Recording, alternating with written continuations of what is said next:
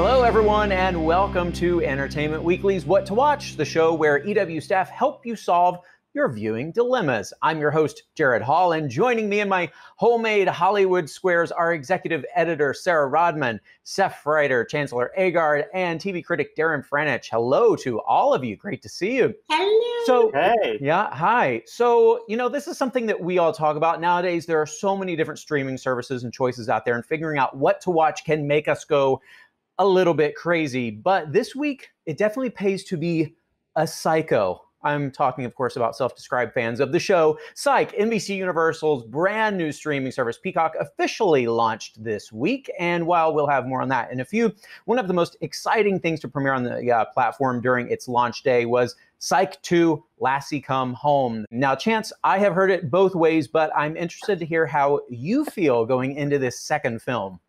I've loved Psych since like the second season, and it's one of my favorite shows of all time. So I'm very hyped about this movie. I think so will fans. I think the first movie was very just sort of like, okay, we're back. Let's spend all the money that we can spend and make this unlike the TV show. Whereas this movie feels very much like the TV show again, but just an hour and a half as opposed to 42 minutes. And it's like, I don't know, I think I've always been a fan of like the whole like blue sky era of USA in general. And so it's nice to have a taste of that at a time like this. Well, you mentioned being a fan of the show. I'm wondering, do people really need to be a fan of this? Because the show is very self-referential and meta. So can someone just jump right in with this new movie? Going into this, I would have said no, but I watched it with my roommate who has never seen Psych. And she loved the movie as well. Like, I think it's like at the end of the day, it's just like they're solving a crime. Like, and the movie gives you enough information to like know who these characters are because they're so specific at this point, and you sort of just go along with the ride. Yeah. Why does Psych keep coming back up? This is the second movie now. What keeps moving this train along? I mean, I think it's a combination of one, the sort of psychos, the fans. Like, this show has always had a really strong and vocal and sort of passionate fan base. Hence, Psychos is a pretty accurate name for them. At the same time, though, the cast really loves this too. Like, all of them love these characters. They love working with each other. They're so close. Yeah, I love it. Darren and Sarah, are either of you psychos? I don't know that I would go as far to say I was a psycho. I really love the show, and my favorite thing about it is the chemistry between James and Dule. And to Chiaz's earlier point, I feel like the Blue Sky programming that they did was so fun and is so welcome right now. I wouldn't be surprised that if people weren't watching those shows now just to sort of feel better in quarantine, and that this will do better on Peacock because people have been watching to catch up.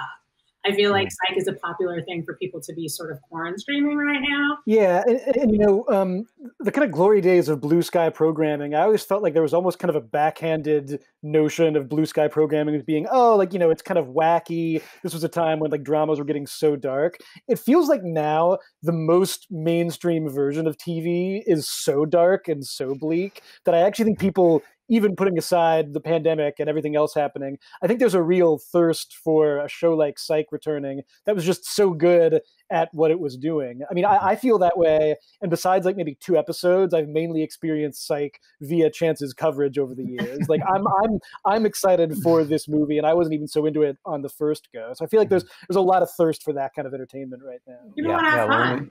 Psych is fun. Yes.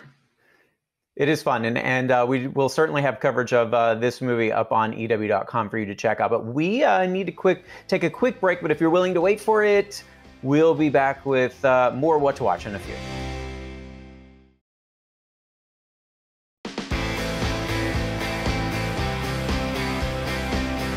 Welcome back to What to Watch. So we mentioned Peacock earlier with the premiere of Psych 2, but NBC's new streaming service has a lot to offer, including full seasons of beloved shows like The Office and 30 Rock, as well as movies, sports, and original programming. And while some new series like the Brave New World adaptation are coming out at launch, other original programming, such as anticipated reboots of Saved by the Bell and Battlestar Galactica, are delayed, with production being put on hold due to the pandemic.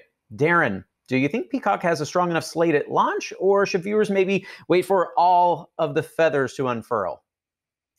Well, I do think Peacock is in sort of the years, not days business when it comes to getting subscribers on board. As you mentioned, Gerrad, there's a lot of potential bigger name projects that were delayed indefinitely because everything has been delayed indefinitely. As far as their original programming goes, I don't feel that there is a project that is the immediate, this is the thing that will get everyone to subscribe to the streaming service version of television. Brave New World is probably their biggest new show. Mm-hmm. It's definitely not perfect. It has a cool soundtrack.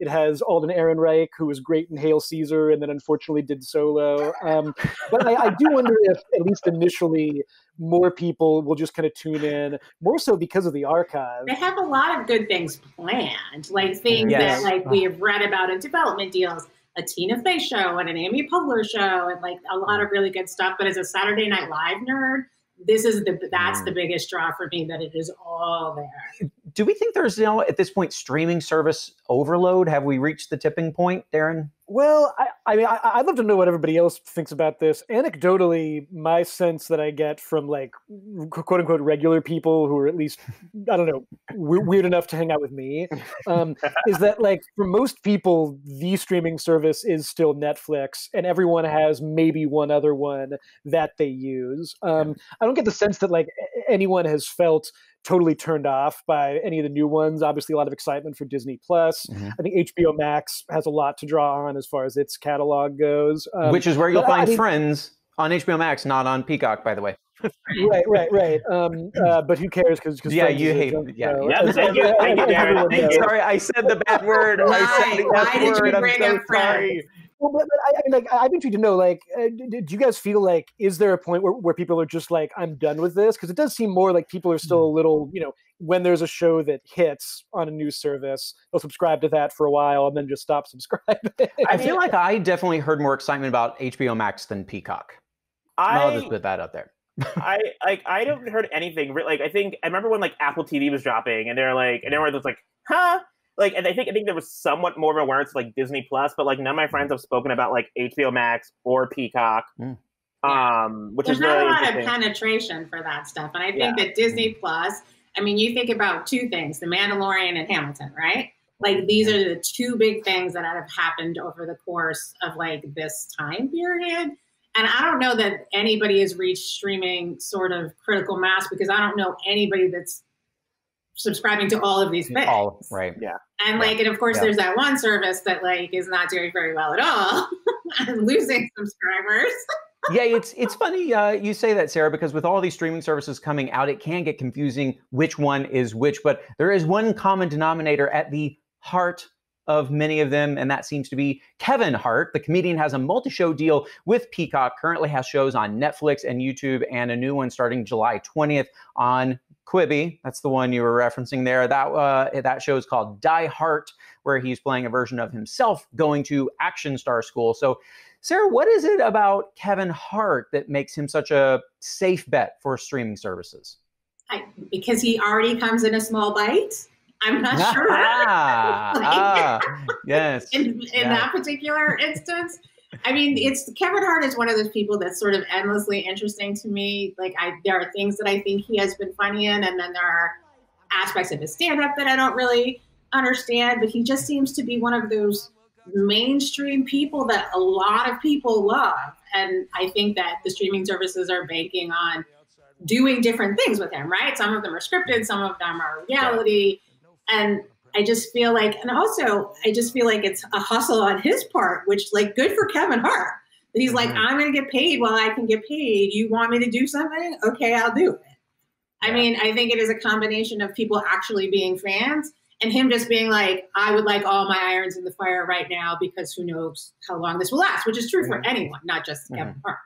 Mm-hmm. Yeah, well, in this Quibi series where he's going off to action school because he's kind of tired of everyone thinking he can only be the comedic relief, and I don't want to give away too much, but I actually am enjoying it because mainly because there are a lot of jokes at his expense, making fun of him and his own career, his own movies.